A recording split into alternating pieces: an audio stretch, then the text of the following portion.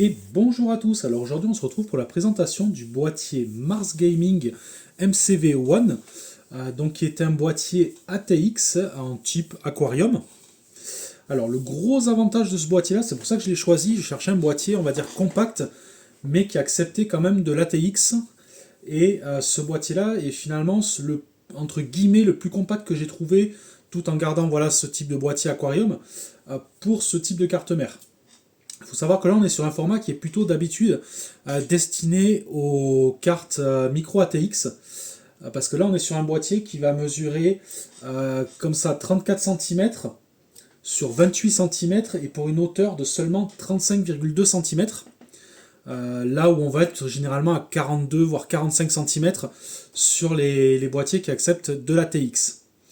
Donc c'est un boîtier donc, de type aquarium qui va être vitré sur le côté et sur le devant aussi. En fait, là où ils ont pu jouer, c'est que vous allez avoir votre carte mère qui va taper en haut et en bas. Elle va rentrer pile.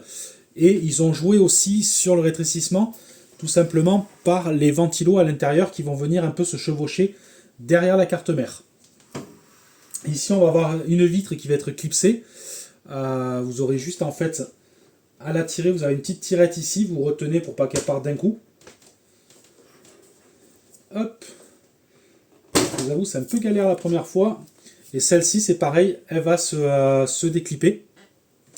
Donc là, vous pouvez voir qu'on est donc sur un format ATX. Les ventilateurs ici, les 120 mm, vont pouvoir rentrer un peu vers l'intérieur. Ici, on va retrouver les passages de câbles, un passage ouvert pour pouvoir mettre votre water cooling ou votre ventirad, avoir l'accès par l'arrière. Hop, ça, on va le remettre de suite. Alors, je vous avoue que le clip, ça fait toujours un petit peu peur quand vous avez une partie vitrée. Il est fourni avec un ventilateur ARGB. On va voir un petit peu donc, derrière comment ça se passe. Donc là, c'est assez classique sur ces boîtiers avec l'alimentation sur le côté. Vous avez donc l'emplacement d'alimentation ici. Et ici, vous avez un espace qui va être dédié au disque dur et SSD. Et où vous allez pouvoir mettre un petit peu de câblage. Moi, dans mon cas, j'ai pas d'alimentation modulaire. Hop, on va le défaire.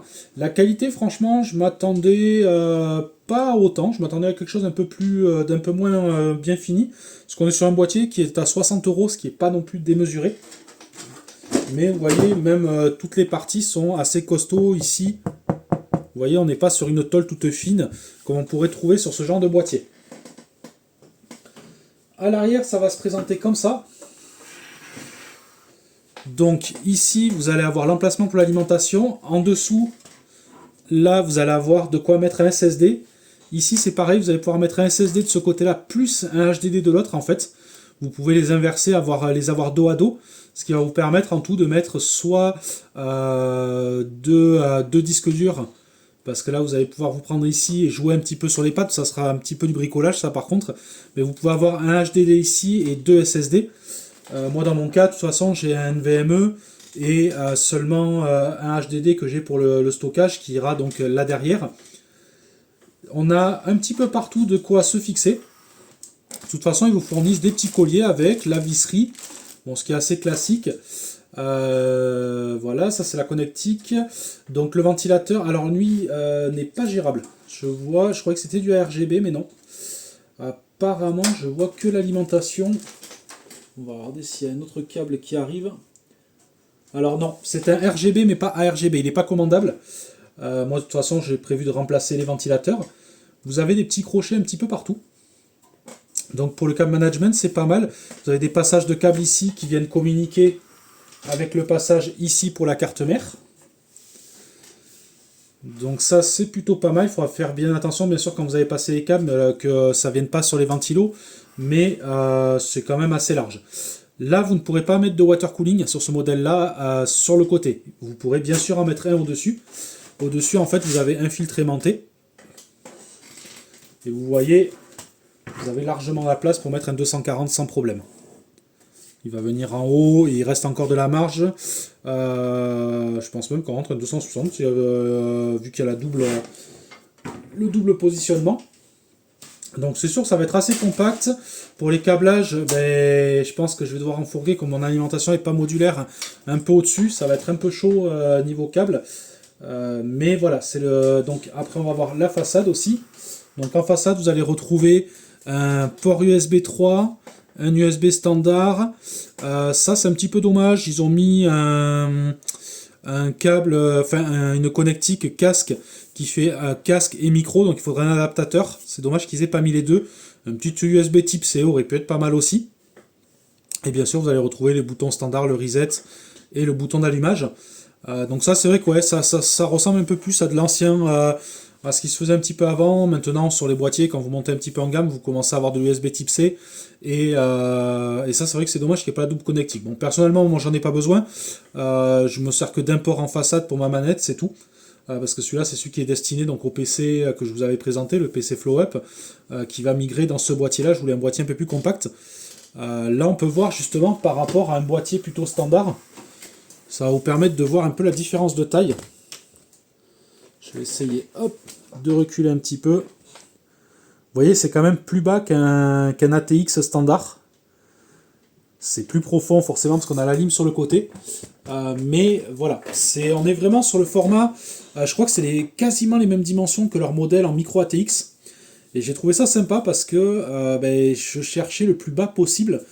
Et en ATX, souvent, ici, au lieu d'avoir 2, vous avez 3 ventilos, c'est beaucoup plus haut. Donc celui-là, je rappelle les dimensions.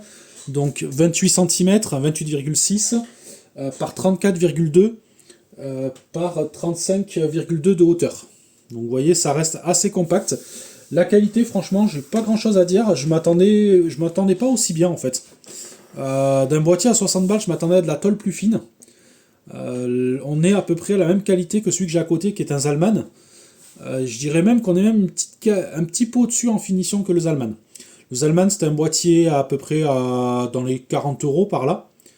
Ici, pour 60 euros, écoutez, ça va, c'est quand même costaud, c'est pas de la petite tôle toute fine.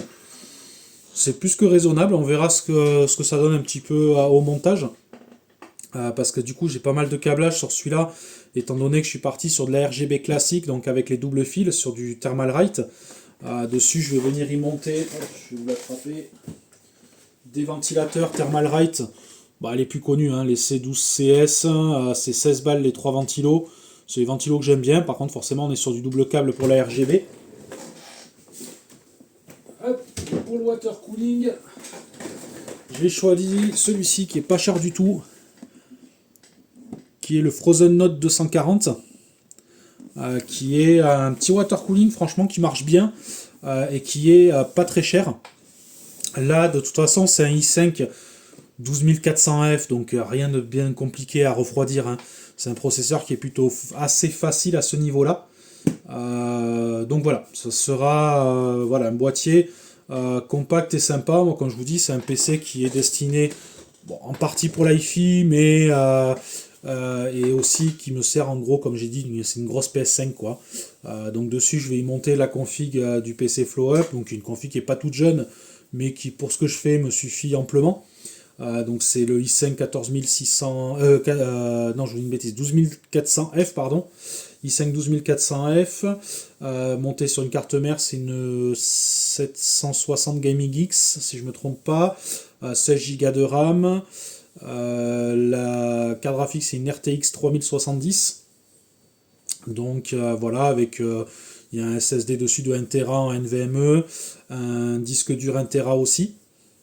L'alimentation c'est une Cooler Master 750 watts qui elle malheureusement n'est pas modulaire, et en plus je me sers que de très peu de câbles dessus. C'est vrai que ça c'est un petit peu dommage et ça risque de me faire un petit peu galérer sur le montage parce que pas mal de câbles du coup. Donc même s'il y a de l'espace quand même derrière, mais pour faire un beau câble management ça va être un peu compliqué. Après moi c'est pas forcément le but, je pense que je vais tout fourguer derrière la carte mère, ça se voit pas, et pas trop m'embêter, faire juste en sorte que ça respire bien, que ce soit bien libéré au niveau des ventilateurs. Là ce qu'il y a quand même de bien, comme vous avez vu, c'est quand même pour le câble management c'est pas trop mal. Franchement on a des passages de câbles un peu partout, on a des petits crochets un petit peu partout où on peut se reprendre des colliers. Donc ça permet quand même d'avoir quelque chose de pas mal. Donc voilà pour ce boîtier Mars Gaming. Franchement agréablement surpris. À 60 balles, je suis pas déçu. C'est très correct. Je pense que monter, ça va être très sympa. Il va y avoir beaucoup de RGB sur celui-là, étant donné que j'ai pris donc le water cooling en RGB, les ventilateurs qui sont en RGB aussi, donc il y en a 3, donc ça va me faire 5 ventilateurs RGB en tout. J'ai la RAM qui est RGB, j'ai la carte graphique qui a le logo qui s'allume aussi. Donc ça va être esthétiquement, ça va être assez sympa. Tout va être gérable par la carte mère, étant donné que j'ai tout pris unifié avec le même système pour la RGB. Comme ça me permettra en un clic de pouvoir tout couper si besoin, parce que quand je suis en mode IFI ou autre, ça m'intéresse pas d'avoir le RGB. Là, c'est voilà, c'est pour le côté fun, hein, d'avoir quelque chose d'esthétiquement sympathique. Voilà pour ce boîtier. Pas grand chose de plus à dire. Donc dessus, vous pouvez monter donc au-dessus water cooling, comme je vous ai dit. Vous avez un emplacement 120 mm là, deux emplacements 120 mm à l'arrière et 220 mm en dessous. Donc ça permet quand même de faire pas mal de choses. Allez, sur ce, je m'arrête là pour cette vidéo et je vous dis à la prochaine. Ciao, ciao.